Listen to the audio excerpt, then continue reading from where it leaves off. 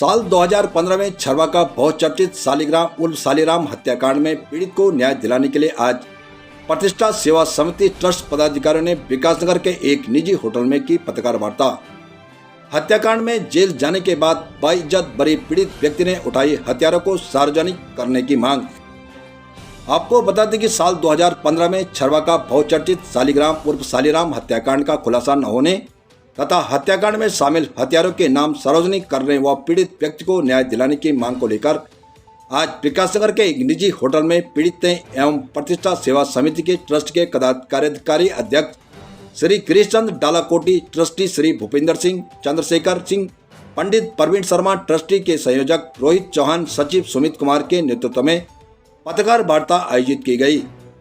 पत्रकारों को संबोधित करते हुए पीड़ित व्यक्ति ने कहा कि साल 2015 में छरवा में बहुचर्चित शालिग्राम उर्फ शालीराम हत्याकांड में उन पर झूठे आरोप लगाकर उन्हें फंसाया गया था। वे इस हत्याकांड में बाइज्जत बरी भी हो गए थे, लेकिन आज तक सहसपुर पुलिस इस हत्याकांड की गुत्थी नहीं सुलझा पाई और हत्या में शामिल हथियारों को अभी तक पुलिस सार्वजनिक नहीं कर पाई। पीड़ित ने इस प्रकरण की सरकार से सीबीआई सीबीसीआईडी से जांच कराने की मांग की। वही ट्रस्टी के कार्यकारी अध्यक्ष श्री गिरीशचंद्र डालाकोटी ने पत्रकारों को संबोधित करते हुए कहा कि आज ठीक 12 साल बाद पुलिस इस हत्याकांड की गुत्थी नहीं सुलझा पाई। उन्होंने कहा कि पीड़ित व्यक्ति आज सरकार से न्याय की गुहार लगा रहा है। आखिर पीड़ित व्यक्ति पर झूठा आरोप क्यों लगा जिसे कोर्ट ने बाइज्जत बरी भी कर दिया। उन्होंने कहा कि हत्याकांड में शामिल षड्यंत्रकारियों ने महिला से लिया दाननुमा फर्जी है या असली है, क्या महिला ने अपनी जमीन खुद बेची या इसमें कोई राज है।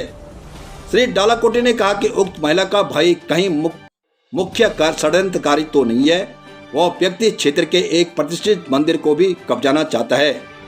इस मामले में भी उस पर कई केस दर्ज हुई।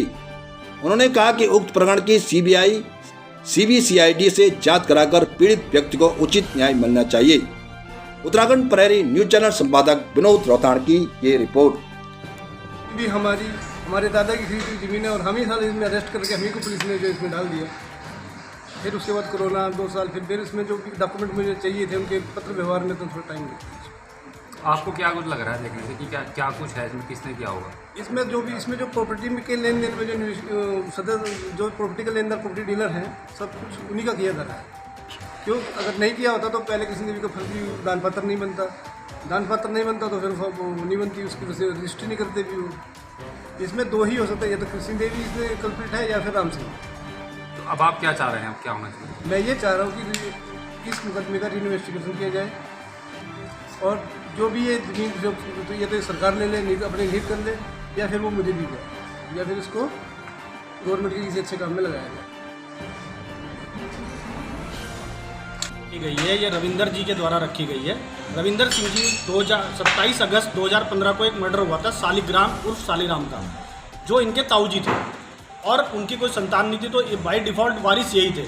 अब उसमें पूरे में क्या होता है कि उसके बाद पुलिस एक रिपोर्ट करती है, जो भी जांच होती है, जांच में 5 लोग नामित थे। पहला व्यक्ति ये था, 5 लोगों के पॉलीग्राफ टेस्ट हुए। उसके बाद ये व्यक्ति अगर बाहर बरी हुआ है कोर्ट से, तो उस व्यक्ति का मर्डर तो हुआ है ना। मर्डर किस लिए हुआ? अगर मर्डर हुआ है तो मुख्य जो हत्यारा है वो अब तक पकड़ से बाहर है। इनका मांग ये है, इन्होंने ट्रस्ट से संपर्क किया, शिवनारायण यादव जी से संपर्क किया कि जी मेरे को न्याय दिलाया जाए। हमारा कहना यह है, इनकी डिमांड है, ऑलरेडी 15 तारीख को इन्होंने पत्र दे दिया है डीएम महोदय को कि इस जांच के जो मर्डर हुआ था इसका री इन्वेस्टिगेशन किया जाए। और जिन लोगों ने ये ज़मीन खरीदी है, अब ये क्योंकि ज़मीन 3-4 लोगों ने खरीद ली है बार, इस ज़मीन को आगे इसकी खरीद फरोख्त पर रोक लगाई जाए जब तक कि ये सिद्ध नहीं हो जाता, क्योंकि उसके असली वारिस ये है। इनका कहना ये है कि ये दादा लाई ज़मीन थी इनकी।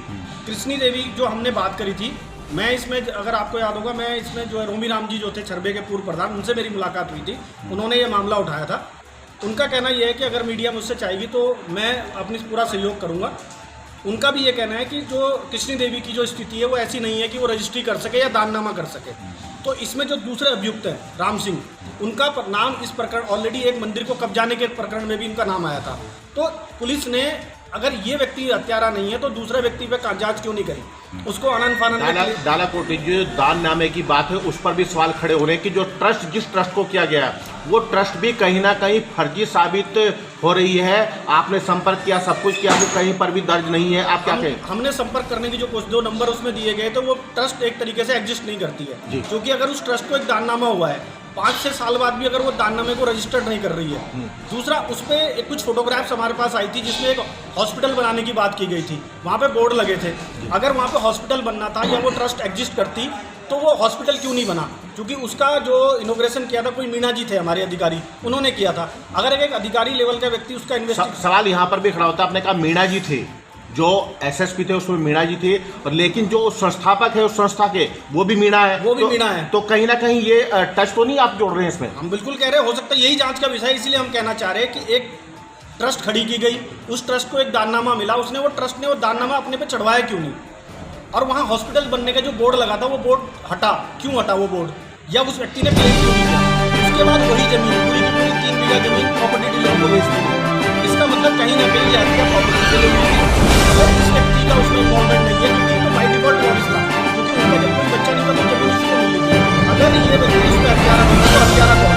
बाकी जो 4 लोग हैं उनको पुलिस ने अपनी रिमांड में क्यों नहीं लिया या उन पर जाँच क्यों नहीं की? जमीन बेचने में भी जो गवाह है वो राम सिंह ही है। आप क्या चाहते हैं? आप क्या हमारा कहना है पुलिस प्रशासन से कि इसकी इन्वेस्टिगेशन की जाए। इन्होंने हमारे से संपर्क किया, सीमानारायण जी से संपर्क किया है। अभी तो 4 संहिता के चलते हम रुके हुए हैं। इसके बाद इस पर जितने लीगल प्रोसेस होंगे, इस लीगल प्रोसेस को पूरा करके इसकी इन्वेस्टिगेशन को पूरा कराया जाए। अगर दोबारा जांच नहीं होती है तो आपका अगला कदम क्या रहेगा? देखिए, वो अगला कदम कोर्ट जाएंगे, कोर्ट से जाँच होगी, ऐसा कोई वो नहीं है।